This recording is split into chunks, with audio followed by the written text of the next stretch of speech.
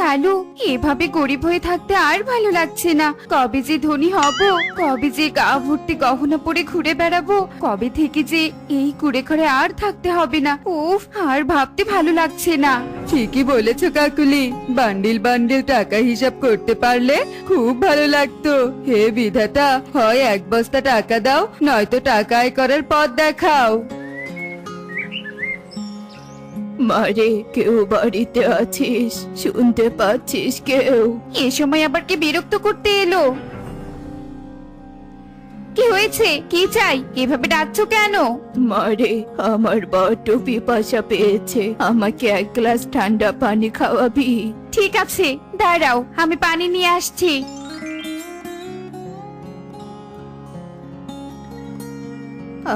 শান্তি পেলাম মারে। শোন মা, আমি না এমনি এমনি কারো কাছ থেকে কিছু নেই না। তুই পানি খাওয়ালি তাই তোকে কিছু দিব। বল, তুই কি চাস? সত্যি? যা চাইবো তাই দিবে? তাহলে আমাকে অনেক টাকার গহনা দাও। পাগলি, ভিক্ষুকের কাছে টাকা পয়সা গহনা চাচ্ছিস?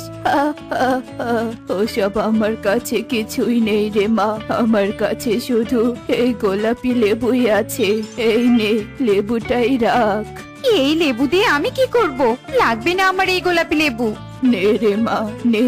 এই লেবু যে সে লেবু নয়, এই লেবুর রস যে খাবে সে কিছুক্ষণের জন্য তোর বশে চলে আসবে। নে নে, এই লেবু তোর অনেক উপকারে আসবে। ভিক্ষুক এই বলে গোলাপি লেবু দিয়ে চলে যায়। কাকুলি গোলাপি লেবুটা হাতে নিয়ে বলতে থাকে, এই লেবুর রস যে খাবে সে আমার বশ হয়ে যাবে। কালু, আমরা এই লেবুকে কাজে লাগিয়ে ধনী হব। এই লেবুকে কাজে লাগিয়ে ধনী হবে? সেটা কিভাবে শুনি? শোনো, এই লেবুর রস বনের পাখিদের খাইয়ে তাদের বশ করে আমরা তাদের টাকা পয়সা গহনা এমনকি যা যা পাবো তাই নিব আর ধনী হয়ে যাব। আরে বাহ কাকুলি, তোমার মাথা দেখি বুদ্ধির কারখানা। আজ থেকে আমরা তোমার বুদ্ধি মতো কাজ করব। এবার চলো, ঘরে চলো। কাকে সর্বপ্রথম বশ করব সেটা আগে ভাবি, চলো। কালু কাকুলি এই বলে ঘরে প্রবেশ করে। এভাবেই বেশ কিছুক্ষণ কেটে যায়। ঘরে এত কাজ হয়েছে যে কাজ করে রেহাই পাচ্ছি না। টুনি, ঘরে আছিস? আরে দিদি, তোমরা দুজন হঠাৎ আমার বাড়িতে? তা কি মনে করে? আর তোমাদের হাতে এগুলো কি? আমি আজ সকালে পায়েস রান্না করেছিলাম, তা ভাবলাম যে তোকে একটু দেই, তাই নিয়ে এলাম তোর জন্য। নে বোন, খা। কি ব্যাপার, এরা তো কখনো কাউকে খাওয়ায় না, সব সময় নিজেরা অন্যের জিনিস মেরে ধরে খায়। আজ তাহলে আমার জন্য খাবার এনেছি কেন? কোনো মতলব নেই তো? কি রে টুনি, কি ভাবছিস? আমরা কোনো খারাপ মতলবে খাবার নিয়ে আসিনি। তুই আমাদের বিশ্বাস করে নিশ্চিন্তে খেতে পারিস। আচ্ছা ঠিক আছে, এত করে যখন বলছো দাও দাও খাই। দিদি, পায়েসটা সুন্দর হয়েছে, কিন্তু মাঝে মাঝে একটু টকটকও লাগছে। ও কিছু না, তুই সবটা খেয়ে বাটিটা দে। টুনি আর কিছু না বলে কাকুলির কথা মতো সবগুলো পায়েস খেয়ে ফেলে। আর সাথে সাথেই টুনি কালু কাকুলির বসে চলে যায়। কাকুলি, গোলাপি লেবুর রস কাজ করেছে। টুনি আমাদের বসে চলে এসেছে। এই টুনি, এই, তোর ঘরে টাকা পয়সা কোথায় রেখেছিস বল? আমার ঘরে কোনো টাকা পয়সা নেই। গরিব কোথাকার, টাকা পয়সা যখন নেই তোর এই গহনাটা খুলে দে। আচ্ছা ঠিক আছে, দিচ্ছি। কাকুলি, আর এখানে থেকে লাভ নেই, যে কোনো সময় এই টুনি হুঁশে আসতে পারে। চলো চলো, চলে যাই। এই বলে কালু কাকুলি টুনির গহনাটা নিয়ে ওখান থেকে চলে যায়। এভাবেই কিছুক্ষণ কেটে যায়। টুনি স্বাভাবিক জ্ঞানে ফিরে আসে। ওহ বাবা, মাথাটা কেমন ঝিমঝিম করছে। এ কি, কালু দাদা কাকুলি দিদি কোথায়? ওরা মনে হয় বাড়িতে চলে গিয়েছে। যাই, আমি আমার কাজগুলো শেষ করি। আরে এ কি, আমার গলাটা এমন খালি খালি লাগছে কেন? হায় হায়, আমার গহনা কোথায় গেল? আমার গহনা কে নিল আমার গহনাটা?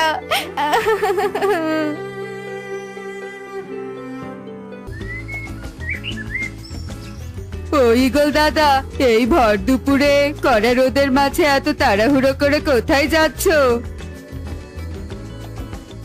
শহরে যাচ্ছি রে একটা কাজে।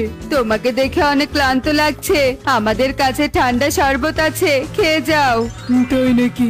দে দে, খেয়ে একটু প্রাণটা জুড়াই। কাকুলি দাও, গ্লাস ভরে শরবত দাও দাদাকে।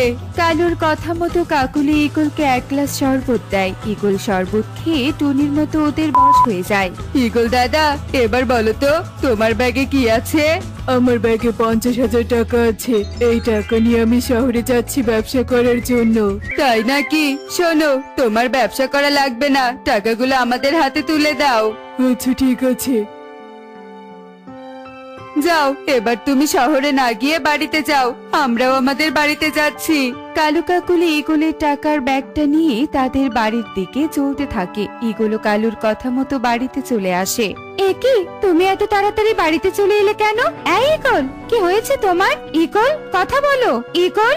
ইগলিটাকে ইগলের বশ কেটে যায় আর বলতে থাকে, কি আমি এখানে কেন? সেটা তো আমারও প্রশ্ন। তুমি শহরে না গিয়ে বাড়িতে কি করছো? আর টাকার ব্যাগ কোথায়? তাই তো, টাকার ব্যাগ তো আমার হাতেই ছিল, তাহলে ব্যাগটা গেল কোথায়? হায় হায় রে। কোথাও কি ফেলে রেখে এসেছো, নাকি কাউকে দিয়েছো, নাকি কেউ চুরি করেছে? ইগল, বলো। ইগলি, আমার কিছুই মনে নেই। আমার শুধু মনে আছে আমি কালু কাকুলির পাশে বসে ঠান্ডা শরবত খাচ্ছিলাম, কিন্তু ওরা তো এমন নয়, ওরা তো চুরি করবে না। হায় হায় হায় রে, তুমি কি করলে? কতটা কষ্ট করে ওই টাকাগুলো জোগাড় করেছিলাম আমরা, এবার কি করে তুমি ব্যবসা করবে? কে আমাদের টাকাগুলো নিল?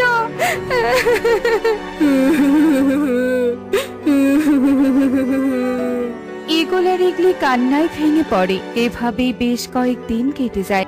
টিয়ে, আমি শহরে যাচ্ছি, তুমি বাড়িতে সাবধানে থেকো। হ্যাঁ হ্যাঁ, তুমিও সাবধানে থেকো। বনে যা ঘুরছে আজকাল, না জানি কোন পাখি এরকম কাজ করছে।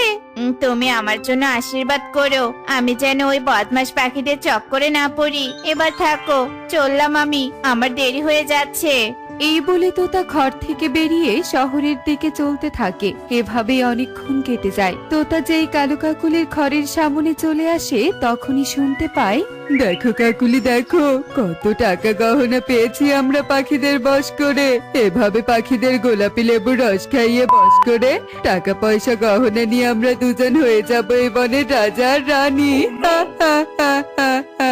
ঠিক বলেছো কালু। তাহলে এই ব্যাপার, তোরাই আসল অপরাধী। আমাকে এক্ষুনি বনবাসীকে সবকিছু খুলে বলতে হবে। তোতা, আমাদের সবাইকে এখানে রেখেছিস কেন? কিছু কি বলবি নাকি? হ্যাঁ দাদা, হ্যাঁ দাদা, জানো কালু কাকুলি আসল অপরাধী। বলছিস কি তুই? কিভাবে জানলি? বলছি দাদা, সব বলছে। তোতা বনবাসীকে সব খুলে বলে। কি, ওদের এত বড় সাহস? ওদের এক্ষুনি শাস্তি দিতে হবে।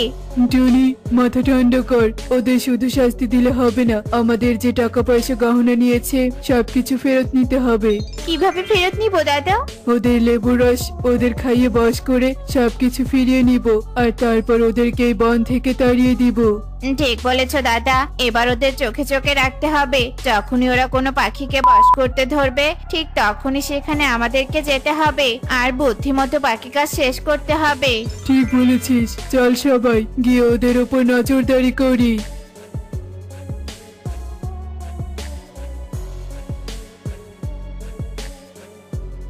দাদা দেখো, ওরা ময়ূরী দিদির ঘরে প্রবেশ করেছে। চলো দাদা, চলো, এই সুযোগ কাজে লাগাই। কি, তোমরা সবাই এখানে কেন? আমরা সবাই তোদের দুটোকে তোদের এই শরবত খাওয়াতে এসেছি। হ্যাঁ, এদেরকে এদের শরবত খাইয়ে দে। না না, আমি এই শরবত খাবো না, তোমাকে খেতেই হবে।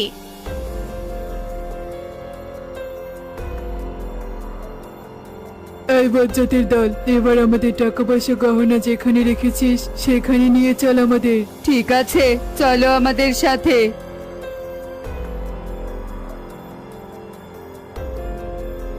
এই যে তোমাদের সব টাকা পয়সা গহনা।